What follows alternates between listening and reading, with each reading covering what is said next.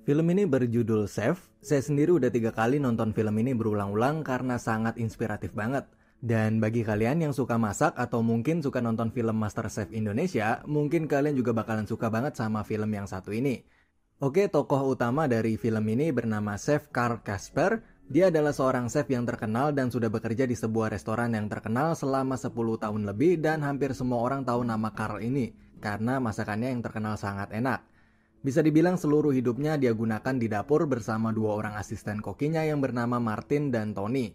Mereka berdua adalah rekan dapur yang sangat setia nih guys sama si Carl ini. Dan karena seluruh hidupnya dihabisin di dapur, maka dia kehilangan hal penting lain di hidupnya nih guys, yaitu keluarganya, anaknya, istrinya, dan bahkan kebahagiaan dirinya sendiri.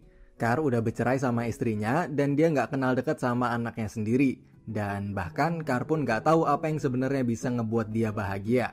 Dan singkat cerita, malam itu akan ada seorang kritikus makanan dari sebuah media yang terkenal bakalan datang dan akan ngekritik menu dan masakan di restoran tempat Carl kerja. Carl udah nyiapin semuanya dan dia udah yakin sama menu barunya yang super enak.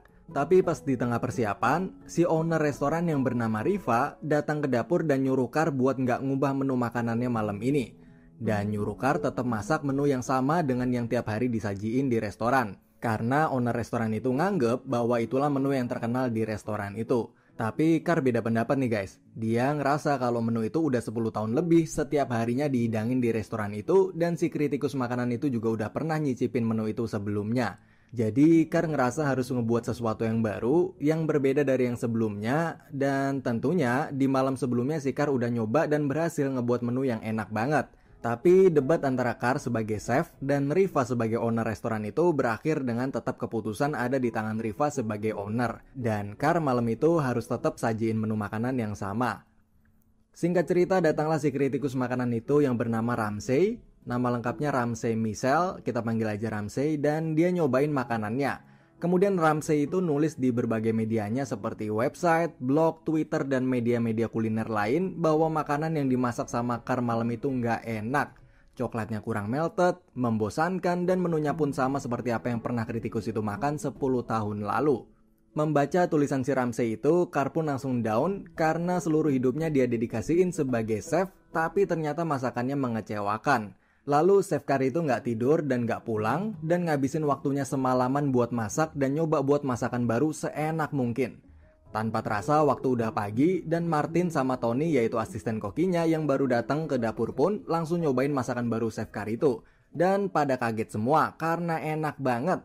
Kedua asisten Carl itu bilang kalau kritikan dari si kritikus makanan yang kemarin itu jadi trending topik di Twitter sekarang. Tapi karena Chef Carl nggak punya Twitter dan nggak tahu apa itu Twitter, maka dia jadi cuek. Lalu waktu malam setelah pulang kerja, Carl di rumah bareng anaknya nih guys. Dan Carl lalu minta ke anaknya buat dibuatin akun Twitter dan diajarin cara ngegunainnya. Lalu pas baru buka Twitter, mereka berdua pun kaget karena ternyata banyak banget komentar tentang masakannya si Chef Carl itu di artikel yang ditulis kritikus makanan si Ramsay itu. Banyak yang komentar jelek dan ngehina si Carl juga. Akhirnya Chef Carl pun nantang si Ramsay itu buat datang lagi malam ini ke restorannya dan dia bakal masakin masakan terenaknya. Alhasil di Twitter pun rame yang retweet nih guys dan jadi trending topik. Akhirnya restoran pun malamnya penuh banget, banyak yang pesan meja. Malam itu jadi malam teramai restoran itu selama restoran itu berdiri. Nah, si Carl pun udah nyiapin menu masakan terenaknya nih guys. Dan di tengah persiapan, lagi-lagi si Riva yaitu owner restoran itu bilang kalau Carl mesti masak masakan menu yang sama seperti yang biasanya dan gak boleh dirubah sama sekali.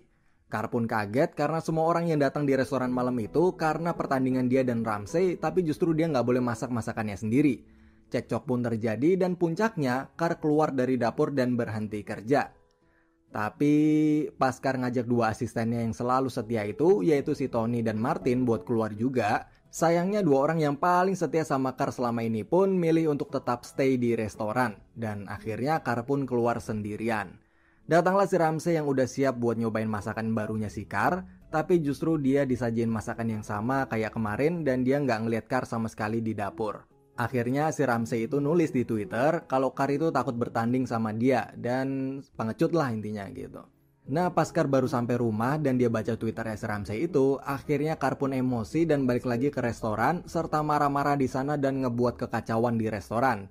Ada banyak pengunjung yang ngerekam hal itu dan videonya viral dan nama baik Carr pun hancur. Setelah keluar dari restoran itu, dia nggak dapat tawaran kerja sama sekali dari restoran manapun dan dia pun nganggur sekarang. Dia ditawari sama seorang agen buat jadi chef utama di acara TV Hell's Kitchen. Mungkin kalian semua udah tahu ya teman-teman. Nah, menurut agen itu, Hell's Kitchen cocok sama cara Carr marah-marah kemarin. Tapi Carr nggak mau dan nolak tawaran itu. Carr pun juga ditawari sama mantan istrinya buat buka food truck, juga nggak mau. Intinya dia cuma mau kerja di restoran aja dan nggak mau di tempat lain. Oh ya, mantan istrinya itu namanya Ines dan anaknya itu namanya Percy ya guys. Oke, singkat cerita Ines dan Percy mau ke Miami atau Miami. Oke lah, nah. Terus Ines minta Carr ikut. Nah, nanti Carr digaji sama Ines nih. Di sana kerjanya cuma disuruh jagain anaknya sendiri. Karena Ines di sana ada kerjaan dan gak sempet jagain si Percy. Di sana pun untuk pertama kalinya Percy ngerasain berlibur bareng semua keluarganya lengkap. Dan Percy baru pertama kali ngeliat sisi-sisi lain dari si Carr ini, yaitu seperti jogetannya si Carr dan yang lain sebagainya. Waktu pun berlalu dan Carr mulai merenung kenapa nggak dia terima aja tawaran dari si Ines buat buka food truck. Dan semuanya juga dimodalin sama si Ines. Akhirnya Carr pun setuju dan datanglah truknya. Tapi kondisi truknya parah banget nih guys, karena dari mobil bekas mungkin. Dan singkat cerita Carr dan anaknya beresin semuanya berdua bareng. Setelah semua bersih dan beres, Carr pun mikir kalau dia bakal kesusahan masak di dapur sendirian cuma dibantuin sama si Percy doang. Tiba-tiba datanglah si Martin, yaitu salah satu mantan asistennya di dapur dulu, yang bilang mau gabung ke food trucknya Carr karena udah muak sama restoran si Riva itu. Dan yap, mulailah mereka bertiga akhirnya langsung mulai buka food trucknya saat itu juga, dengan pelanggannya yaitu para tukang di sekitar tempat itu. Di film ini yang saya suka adalah banyak banget nih guys, pelajaran-pelajaran dari seorang chef yang hidupnya cuman untuk masak aja. Banyak kata-kata dari Carr yang ngena banget, seperti waktu ngajarin anaknya buat manggang roti doang, tapi si Carr bilang, seluruh hidupmu sekarang ada di roti dan panggangan itu. Kalau pangganganmu itu kacau, maka seluruh duniamu juga akan kacau. Di situ saya belajar banget tentang arti fokus dan totalitas. Carr juga ngajarin kalau masakan yang nggak sempurna, berarti masakan itu juga nggak pantas buat dikasih ke orang lain. Bahkan, Carr ngizinin anaknya yang masih umur 10 tahun itu buat minum bir nih guys. Gokil.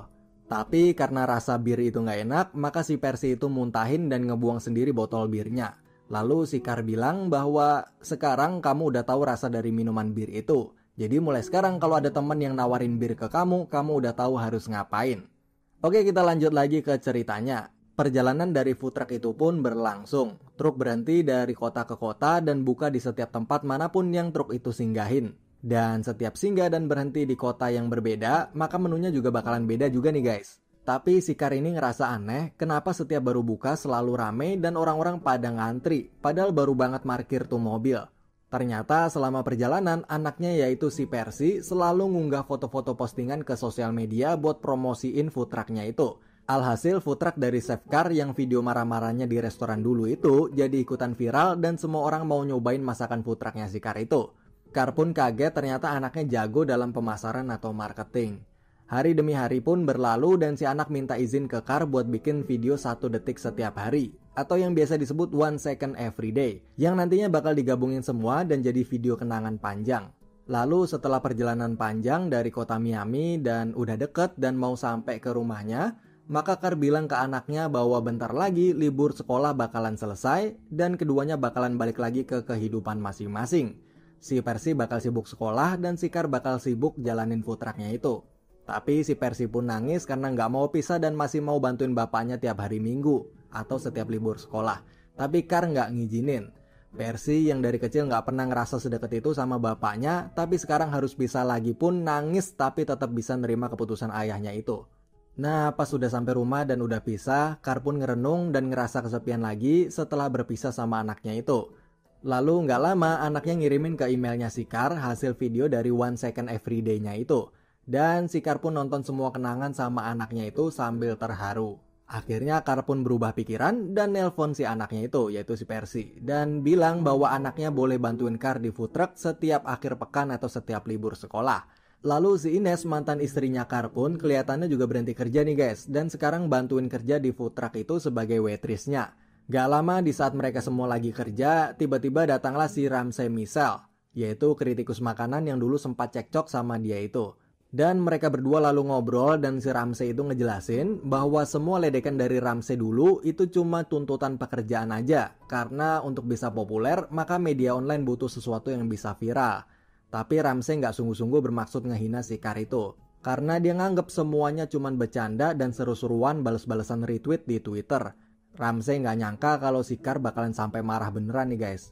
Dan sekarang Ramsey baru aja ngejual situs website kulinernya dan baru banget dapat banyak duit. Dan dia juga udah ngebeli sebuah restoran dan dia minta chef Carr buat jadi chef di restorannya itu. Tentunya berbeda dengan si Riva yaitu owner restoran sebelumnya, si Ramsey ini ngizinin chef Carr buat masak masakan apapun yang dia mau dan yang dia suka.